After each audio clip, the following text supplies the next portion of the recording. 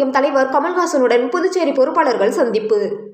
வருகின்ற 2026 சட்டமன்ற தேர்தலில் இந்தியா கூட்டணி கட்சிகளுடன் இணைந்து செயலாற்றுவது தொடர்பாகவும், புதுச்சேரி மக்கள் நீதி மய்ய பொறுப்பாளர்களில் காலியாக உள்ள இடங்களை நிரப்புவது, புதிய உறுப்பினர்களை சேர்ப்பது, பூத் கமிட்டி அமைப்பது தொடர்பாக மக்கள் நீதி மய்யம் தலைவரும் மாநிலங்களவை உறுப்பினருமான திரு கமல்ஹாசன் அவர்கள் புதுச்சேரி பொறுப்பாளர்கள், தலைமை அலுவலக மாநில பொதுச் செயலாளர் திரு GR சந்திரமோகன், புறநகர பொதுச் செயலாளர் திரு ப முருகேசன் அவர்களுடன் கலந்து ஆலோசனை செய்தார்கள்.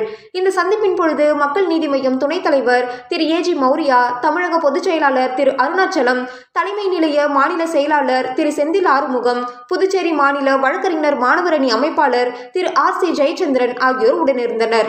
இந்த சந்திப்பின் பொழுது புதுச்சேரிக்கு தலைவர் கமல்ஹாசன் அவர்கள் வருகை தர வேண்டும் என புதுச்சேரி பொறுப்பாளர்கள் வேண்டுகோள் விடுத்துள்ளார்கள்.